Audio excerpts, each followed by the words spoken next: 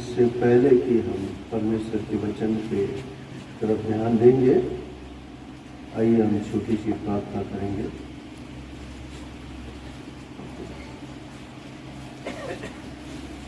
हम अपने उद्धारकर्ता प्यारे प्रभु यीशु मसीह के नाम से अपने पिता परमेश्वर के बड़े अनूठे सिंहासन के सामने आते हैं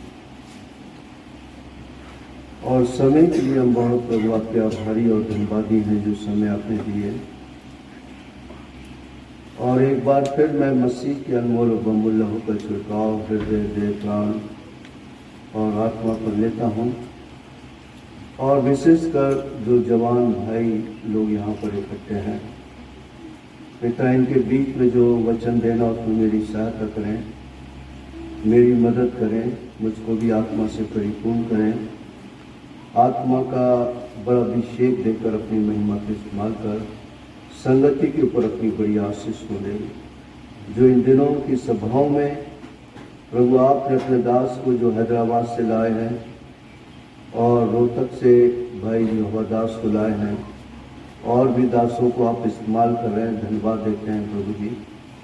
और इन वचनों के द्वारा आप हमसे बातें करें और पिताजी हमारे जीवन को हम ठीक ठाक कर सके, ऐसा अनुभव कर इस संगति पर बड़ी आशीष को ले, मुझको भी आत्मा से परिपूर्ण करें, आत्मा का बड़ा अभिषेक दें, आत्मा से भर के अपने सामर्थ्य के द्वारा इस्तेमाल करें, वचन के भेदों को खोलने में भी मेरी सहायता करें।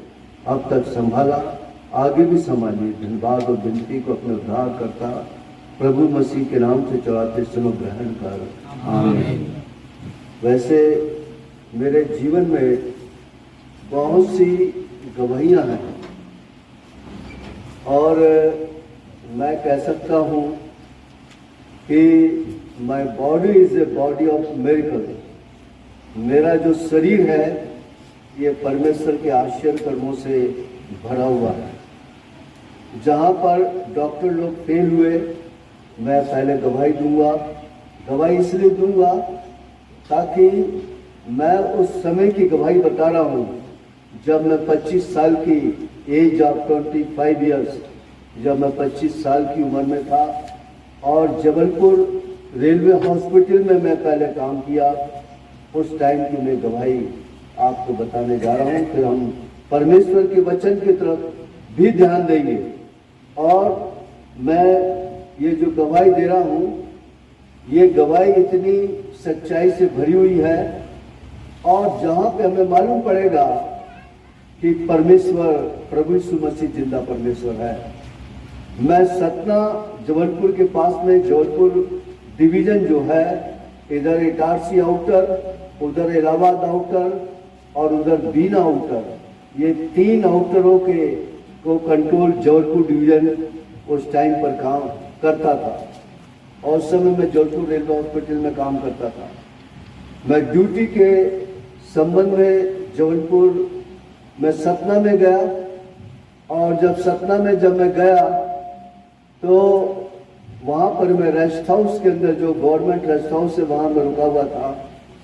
और पहले ज़माने में इतना लोग ना सरकारी काम पर कोई ध्यान नहीं देते थे, चाहे कोई भी लाइन के लोग हों, सिर्फ एक ड्राइवर और गार्ड को छोड़ के बाकी सब अपने काम धंधे में बिल्कुल सुस्त और अलाल थे। और मुझे नहीं मालूम था कि उस सतना का जो बाथरूम, गेस्ट हाउस का, रेस्ट हाउस का जो बाथरूम इतना चिकना होगा। और जैसा मैं गया, मेरे दोनों पैर एक साथ स्लिप हो गए और दोनों एक साथ स्लिप हो गए और मैं पुट्ठों के बल गिर गया। और जब गिर गया तो वैसे ही मैं उठ के खड़ा हो गया। उस जमाने में मैं बैड लिफ्टिंग वगैरह करता था और अच्छी पर्सनालिटी थी और अच्छी मेरी हेल्थ थी और मैं उठ के खड़ा हो गया। बाद में मैं जबलपुर सतना से अपना काम करके जबलपुर में आया और हॉस्पिटल मेडिकल में ही था, हॉस्पिटल का स्टाफ था, तो सारे डॉक्टर्स वगैरह पहचान के थे। उस जमाने में मैं कह सकता हूँ ये 70 करीबन 577 की बात होगी।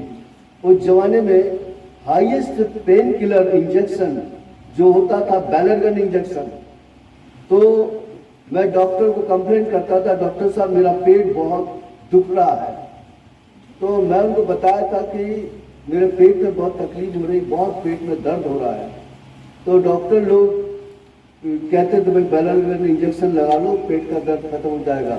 इंजेक्शन लगाने के बाद भी बैलर इंजेक्शन से दर्द कम नहीं होता था, बड़ी परेशानी। फिर अचानक मेरे ये दोनों पैर सुन्न हो गए। जब सुन्न हो गए तो डॉक्टर ने पूछा कहीं गिरे थे क्या आप? मैंने कहा मैं सपना में गिरा था। तो फिर उन्होंने रीढ़ की हड्डी का एक्सरा निकाला तो 3 रीढ़ की हड्डियां, ये मैं आपको बता रहा हूँ, बिल्कुल खराब थी, अपने आउट ऑफ पोजीशन, अपने उससे लाइंस हट चुकी थी। और रीढ़ की हड्डी का खराब होना बहुत ही खतरनाक बात उस जमाने में तो थी। तो फिर क्या करें, कुछ समझ में नहीं आया।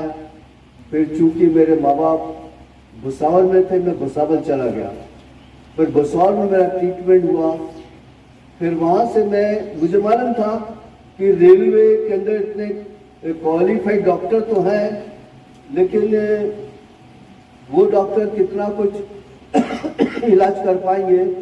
उस जमाने में एशिया में, ना सिर्फ भारत में, ना सिर्फ चाइना, रसिया और श्रीलंका, पाकिस्तान, इनमें सबसे बड़ा doctor orthopaedic surgeon doctor Dholakia Bombay में था। तो मैंने कहा ये पैर मेरे सुन्न हो गए, आगे जाके पता नहीं और क्या दिक्कत होगी।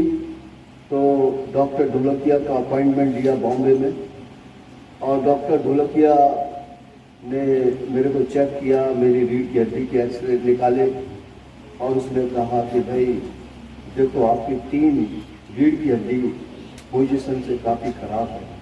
मैं आपको ये बता रहा हूँ कि मैं अगर आपका ऑपरेशन करने बैठा तो कम से कम 9 से 10 घंटे या 8 से 9 घंटे मेरे को कंटिन्यूसली ऑपरेशन करना पड़ेगा। और गलती से एक नस भी, रीढ़ की हड्डी के उसमें बहुत नसें होती हैं, एक नस भी कट गई तो आप टेबल पर ही मर जाओगे। और आप जवान आदमी हो, और मेरे को बड़ा दुख लगेगा कि मेरे अस्पताल में ट्रीटमेंट कराने जवान लड़का आया और उसकी लाश मेरे अस्पताल से जा रही, ये मेरे नाम की बदनामी की बात होगी और मैं नहीं चाहूँगा। मैं आपको साफ बता रहा हूँ कि धीरे धीरे 5 साल में आपकी कंडीशन ऐसी होगी कि आप पलंग पे लेटे रहोगे, पलंग पे लैट्रिन करोगे, पलंग पर खाना खाओगे, पलंग पे पेशाब करोगे, पलंग आपकी जिंदगी रहेगी और आप उससे ज्यादा कुछ नहीं करोगे। तो उस समय में एक आखिरी बार आपका मैं इलाज करूंगा, आखिरी बार एक इलाज करूंगा, और उस समय पे मैं ऑपरेशन करूंगा, आप 25,000 लेकर आना। तो हमने कहा डॉक्टर साहब 25,000 तो अभी भी हमारे पास है, आप 77 में 25,000 सोचो क्या कीमत होगी उसकी। हमने कहा 25,000 तो अभी भी हमारे पास है, आप चाहे तो लेकर अभी ऑपरेशन कर दीजिए। नहीं, बोले मैं अभी नहीं करूँगा, 5 साल के बाद आइए। उसने कुछ ट्रीटमेंट लिख दिया और ट्रीटमेंट लेकर मैं चला। और जब मैंने रेलवे हॉस्पिटल में डॉक्टरों को दिखाया जबलपुर में, उन्होंने फिर मेरे को मेडिकली अनफिट कर दिया। कहते कि आप सुपरवाइजर स्टाफ में हो, you are unfit for supervisor staff and fit for sedentary job. आप बैठने का काम करने के लिए आप फिट हो। और इसको भी उस समय बॉम्बे वाले ही आपका अपॉइंटमेंट करेंगे, चेंज ऑफ कैडर करेंगे और आपको सुपरवाइजर से क्लर्क लाइन में आपको वही ले सकते हैं। मैंने कहा ठीक है, वो तो बात की बात है। फिर मैं ट्रीटमेंट के लिए, मतलब जैसा उस समय पे, फिर जबलपुर में मैंने दिखाया ऑर्थोपेडिक डॉक्टरों को। कोई कहता था आप स्कूटर में मत बैठो, साइकिल मत चलाओ और वजन मत उठाओ, 5 किलो से ज़्यादा वजन मत उठाओ, झुको मत, ये सब वो लोग इंस्ट्रक्शन देते थे। तो मैं स्कूटर भी नहीं चलाया, साइकिल भी नहीं चलाता था। मैं अपना करीबन रेलवे हॉस्पिटल से, मेरा घर दूर था, वहाँ से मैं पैदल रेलवे हॉस्पिटल ड्यूटी करने आता था। 8 घंटा ऐसे खड़े खड़े में ड्यूटी करता था और वैसे ही खड़े खड़े में अपने घर चले जाता था। और असेंबली में भी उस समय भाई जॉर्डन सी खान थे वचन देने वाले, और जॉर्डन सी खान काफी लंबा मैसेज देने वालों में से एक है, और वो वचन बहुत ही अच्छा देते थे, नो डाउट। और उस समय पे असेंबली में एक कुर्सी पकड़कर मैं कुर्सी को ऐसा पकड़ के खड़ा रहता था, और ऐसा मेरा जीवन चलता रहा। और फिर मेरा डॉक्टर हस्तक रेलवे में बहुत मशहूर डॉक्टर थे, ऑपरेशन कराने वाले, फिलहाल भी वो जबलपुर में है, और जिन्होंने सिटी मार्बल हॉस्पिटल बनाया है उन्होंने उस समय फिर वॉलंटरी रिटायरमेंट भी ले लिया। बहुत ही होशियार ब्रिलियंट थे। तो वो मेरे अच्छे दोस्त थे। मैंने कहा डॉक्टर साहब आप तो मेरे अच्छे परिचित हो, आप मेरी बीमारी के बारे में जानते हो, और मेरा ऑपरेशन का या मेरा कुछ इलाज का कुछ प्रबंध करो। उसने मेडिकल डिक्शनरी निकाल के दिखाया, कहता जॉनसन में बताऊं आपको? बोले ये देखो मेडिकल डिक्शनरी, उसमें लिखा था दिस बीमारी नॉट क्वाइट टिल डेथ, मृत्यु तक ये बीमारी ठीक नहीं हो सकती है, तो मैं आपका क्या इलाज करूं? तो मेरे सामने बड़ी समस्या हो गई कि इस भाई ने तो ऐसा बोल दिया है, और इस डॉक्टर साहब ने तो ऐसा बोल दिया है कि मृत्यु तक तो कोई इलाज नहीं हो सकता। फिर वो इलाज करने से रहा। फिर इतना जरूर था, भाई जॉर्डन खान ने कहे थे कि आप आना, एक दिन मैं प्रेयर करूंगा और उस दिन आप चंगे हो जाओगे। उन्होंने मेरे को बुलाया कभी नहीं, जरूर है कि अकेले में प्रेयर करते होंगे, इतना मुझे पूरा भरोसा है। और सारे मंडली लोग भी दुखी थे, जवान लड़का है, पैदल आना जाना करता है, तकलीफ है, मुसीबत है, साइकिल नहीं, रिक्शा नहीं, और जबलपुर सिटी बहुत बड़ी सिटी है, बिना साइकिल बिना रिक्शा ये गुजारा भी कैसे कर पाएगा? बहुत प्रॉब्लम का, काफ़ी मैं प्रॉब्लम की समस्या उस समय फेस कर रहा था। लेकिन आपको मैं बता रहा हूँ 5 साल के बाद मैं को डॉक्टर ढोलकिया के पास जाने की जरूरत नहीं पड़ी। अभी भी किसी भी ऑर्थोपैथिक डॉक्टर से पूछना, कहना डॉक्टर ढोलकिया कौन है, वो कहेगा ऑर्थोपैथिक के गुरु हैं। इस समय उनकी उम्र करीबन मेरे ख्याल से 90 के आसपास होगी, अगर जिंदे हैं तो। पर मुझे नहीं मालूम उनका क्या हुआ, लेकिन मेरे को दोबारा जाने की उनके पास जरूरत नहीं पड़ी, और मेरी बीमारी अपने आप पूरी ठीक हो गई। मैं वजन उठाता हूँ, सफ़र करता, ना मेरा रीढ़ की हड्डी का ऑपरेशन हुआ, मैं झुकता हूँ, मैं चलता हूँ, मैं दौड़ता हूँ, मैं ट्रेन पकड़ता हूँ, बहुत कुछ करता हूँ। मैं यदि किसी को ना बताऊँ तो कोई नहीं बोल सकता है कि मेरी 3 हड्डी कभी खराब थी, लेकिन किसी कारणवश मेरा रीढ़ की हड्डी का जब एक्सरे निकाला तो मैंने डॉक्टर से पूछा रीढ़ की हड्डी कैसी? बोले आपकी रीढ़ की हड्डी तो सब ठीक है, कोई प्रॉब्लम नहीं है, सब लाइन से लगी है, बिल्कुल ठीक है। तो परमेश्वर जो है आश्चर्य कर्म करने वाला पर, तो इन आश्चर्य कर्मों को यदि हम चंगाई को छुपाएंगे और ये अच्छी चीज नहीं, हमें गवाही देना, इसी के लिए तो हमें गवाही के लिए प्रभु ने रखा। सेकंडली हमको वचन भी देना है। आप लोग जवान हो, उस समय मेरी उम्र लगभग 25 साल के लगभग होगी, उस समय की बात बता रहा हूँ, और ये 1977-78 की बात मैं बता रहा हूँ। तो ये प्रॉब्लम अब वो परमेश्वर ने दूर किया और मैं आपके सामने हूँ, और इसके लिए बड़ी दृढ़ता के साथ आप, मैं केवल इतना ही है, और प्रभु ने कल चाहा तो कल एक और गवाही, जिनको एक नहीं 2 डॉक्टरों ने, ऑर्थोपैथिक डॉक्टरों ने कह दिया ये कभी ठीक नहीं हो सकती, और नहीं होती तो मेरे को आज एक पैर मेरा कट जाता एड़ी के ऊपर, तो वो भी मैं आपको बताऊंगा, और वो भी उसका भी प्रूफ मेरे पास साइन रखा, सब कुछ है। तो कहने का मतलब परमेश्वर जो है आश्चर्य कर्म करने वाला, आज जो कलियुगानी वेग से रहने वाला परमेश्वर है।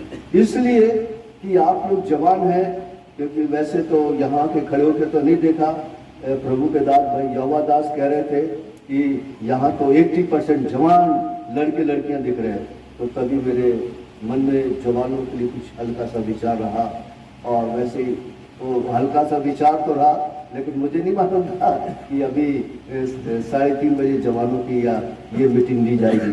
तो अब हम परमेश्वर के वचन पे कर ध्यान देंगे।